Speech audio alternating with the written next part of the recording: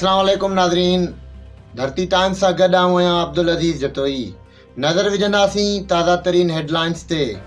मलीर मां आदम सुरीलो जी ख़बर शामिल कंदासीं। पब्लिक स्कूल गडाब कराची में समाजी तंज़ीम हैंड्स तरफ़ां शागिर्दनि ऐं शागिर्दान लाइ लर्निंग मुतालिक़ लेक्चर करायो वियो, जिन में स्कूल जे बोर्ड ऑफिस गवर्नर जे चेयरमैन मानवारे Sain Bakhsh Ali Lakho, principal lieutenant colonel Rafiq Hussain Ghoto retired ऐं vice principal lieutenant colonel Abdul Nasir retired समेत उस्तादनि शागिर्दाननि वॾे अंग में शिरकत कई। जडे॒ता इमाम अली ॾेथो प्रोजेक्ट डायरेक्टर हैंड्स लेक्चर ॾींदे चयो त शागिर्दनि ऐं शागिर्दान जी बहितर मुस्तक़बिल जी रथाबंदीअ लाइ असीं लर्निंग प्रोग्राम जोड़े वरितो आहे, जेके ख़ासि तौर ते 12हों पास कंदे शागिर्दनि ऐं शागिर्दाननि जी आगाहीअ लाइ मुस्बत साबित थींदो। ऐं असीं हिकु वेबसाइट पूर्ण ठाही आहे, जिन में मलीर ज़िले जे तारीख़ी माॻनि मुतालिक़ मवाद, उतां जे सियासी अॻवाननि जी बायोग्राफ़ी समेत शागिर्दनि ऐं शागिर्दाननि जी रहनुमाई लाइ सिंध जे कॉलेजनि यूनिवर्सिटियुनि मुतालिक़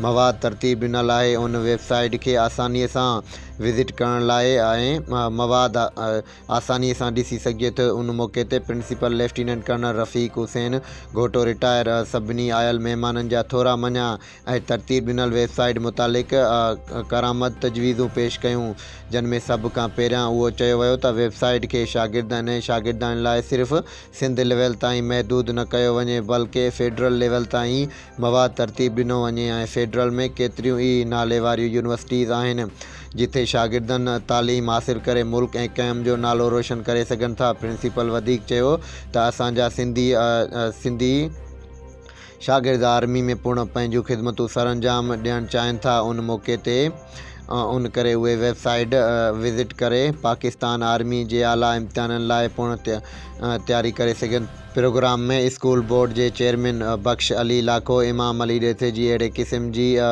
काविश खे साराहींदे चयो त हिन क़िस्म जा प्रोग्राम शागिर्दनि ऐं शागिर्दाननि अंदरि मौजूदा दौर जी तक़ाज़नि खे पूरो करण लाइ बहितर साबित थींदा। हिन दौर जा शागिर्द ऐं शागिर्दानियूं तमामु घणा ज़हीन आहिनि, थोरी वक़्त में तमामु घणियूं शयूं ज़हन नशीन करे सघनि था। बसि उन्हनि खे इन क़िस्म जो माहौल ॾियण जी ज़रूरत आहे।